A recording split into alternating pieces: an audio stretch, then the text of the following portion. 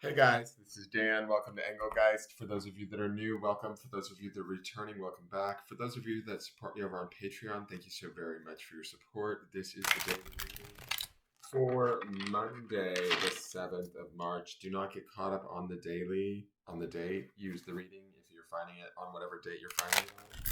Use it if it makes sense to you. Please check out the drop down video or drop down menu. You can learn things about the channel, how to follow me on social media, all of that. And please hit the thumbs up button if you like my content. Subscribe to the channel and tell your friends about me. Share out the video, whatever. It all helps. This is a shared collective reading for all signs. So I do speak in broad terms because it is going to affect each and every one of you slightly differently. So just be open to the message and see where it comes. And if it belongs to you, you will know. All right, so let's get into this.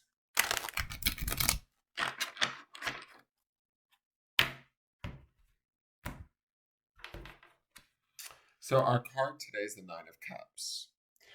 Now, we had, I believe, the Ten of Swords underneath this, right? As the beginning of the week card. And the Ten of Swords to me is about being done mentally, right? But in the process of being slayed, betrayed, sliced, diced, put through the ringer, whether we've put ourselves through the ringer or somebody else has put us through the ringer, we've actually come out on the other side, probably feeling a little bit wiser, a little bit smarter, a little bit more self-contained and in charge. The one thing about this Nine of Cups is that man doesn't look very happy to me today. Emotionally, we might be a little bit resentful or pissed, but we're still in charge of our own sort of emotional well-being. And we have some semblance of control over that, right? That would be the nine in all of this. I feel like we might be looking at others or situations with I don't know, maybe a sense of disbelief, but we're not necessarily caught up in it. We might be more of a watcher than a doer when it comes to this, especially with that Ten of Swords underneath it. Emotionally, we should be feeling all right. We should be feeling self-contained, in support of ourselves, able to take care of ourselves, but also being mindful about, like, say, where our thoughts are at, or are we dwelling in the past too much, and where we might have been betrayed, hurt, harmed, or otherwise, right? We don't want to do that to ourselves today. We want to feel self sufficient, in control, happy. This card doesn't necessarily feel happy to me out of the gate, but I think some of that unhappiness has to do with that swords energy that we're seeing in the beginning and the midweek of this week. We're dealing with some stuff this week. The Nine of Cups would indicate that we're actually dealing with it rather well. It just takes time. We need to be patient. We need to be emotionally supportive to ourselves. And first and foremost, put ourselves first before anybody else. That would be a nine thing. Nines represent completion of a situation for the individual. Tens are completion of the situation for, the individual and everybody else involved. So we might not quite be there yet. I mean, we maybe have freed ourselves of the thoughts or the communications of whatever was causing us distress and harm. But the Nine of Cups indicates that, we still maybe have some emotional settling to do. And I don't mean settling like taking something that we don't want or that's beneath us. I mean settling like allowing our emotions to settle around the harshness of whatever it was that we had to deal with or had to face or had to argue. Does that make sense? To me, this card feels a bit guarded, right? Um, Protective in a way. I don't mean guarded in a bad way, like shut off. I mean guarded in the sense of like we might be protecting our own self and our own emotions by standing on the sidelines and not allowing people kind of to come at us any longer. Right? That would be the ending of that Ten of Swords card that underpins this. If you don't know what I'm talking about, the Sunday reading is three cards that are pulled, and it's down in the lower left-hand corner. The Ten of Swords underpins this Nine of Cups. So, we release the thoughts, we release the communication or the thoughts and communications of another that might be painful for us. And then we get set about sort of maybe writing our own emotions, setting our own emotions in order. We will be successful at doing that with this Nine of Cups, but it may take some time, right? And I kind of feel like there's I don't know, like a solitary nature to him that makes me feel like we might want to be alone. We might want to do this on our own. We might not want a whole lot of input. And that's not necessarily a Nine of Cups vibe or meaning. It's just the sense that I'm getting from not only his picture, but also from that Ten of Swords that's underneath it. It's like we're tired. We don't want to do a rehash or repeat of whatever it is that we just went through. So, in an effort to kind of maybe protect ourselves from that, we withdraw, we pull back, we take care of our own stuff, get our own house in order, and watch from the sidelines as whatever else continues to go on, so to speak, right? Now, let's look at the Sacred Destiny Oracle card. Oh, I love this. This is Wonders. We haven't seen this card yet. I love how it's sort of breaking through. It's like a amethyst crystal breaking through the darkness.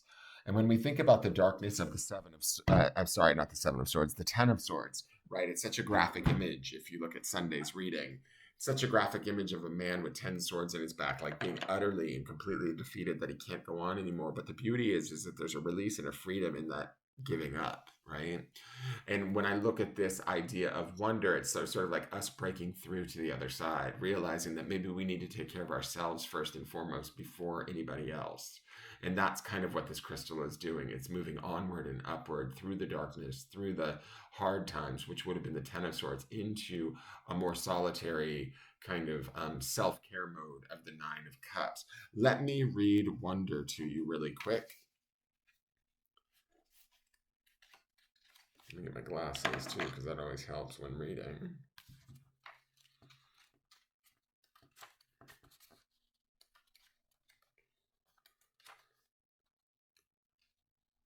Okay, Wonders.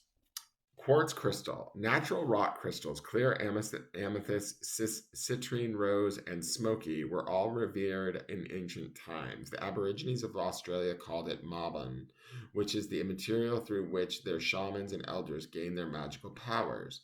The Egyptians believed quartz had mystical healing abilities and would bury their dead with a piece of crystal on their forehead. The Greeks and Romans believed crystals were solid ice that had been formed by the gods and thus had mystical powers. Even to present day, people believe that crystals can help manifest their intentions. Perhaps that is because of the piezoelectric qualities of quartz, the reason why quartz can amplify radio signals. There are some places in the world where it's not uncommon to find crystals on the surface of the land. These are especially powerful because they have found you in their natural setting. The sacred landscape wants you to know just around the corner, exciting possibilities are waiting for you. Wonders will be abounding in your life. They won't be apparent at first. Nevertheless, they are there. The more you see them and embrace them, the more these possibilities will grow in magnitude. Celebrate and cherish even the small ones, no matter how tiny they may seem. Let go of expectations. Don't limit the way that you think that wondrous events could appear in your life. Be open if you believe anything and everything is possible. What I like about this is that Ten of Swords is kind of us letting go of maybe thoughts that don't allow us to believe. The Nine of Cups is about sort of cleaning up our emotional space enough so that we're in a state of well-being and wholeness so that we can believe again and wonders can come in. Remember, the grounding stone for this week is that which is, the word is desire.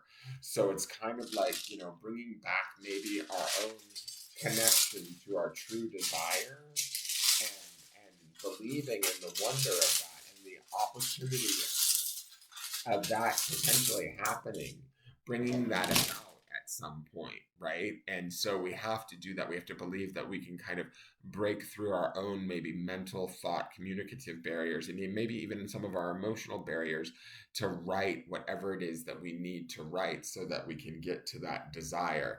Now, here is the stone for the day. It is on aventurine, which is green, which brings me to the heart chakra, which is a place of compassion and love, also where the spirit resides. And the word is namaste.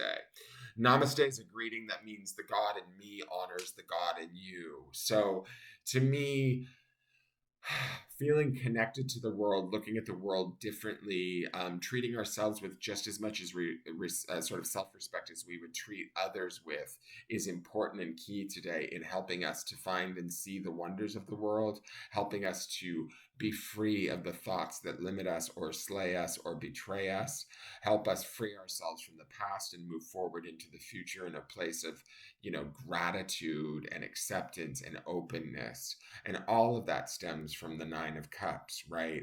Being able to have sort of our own personal completion and emotional well-being be restored.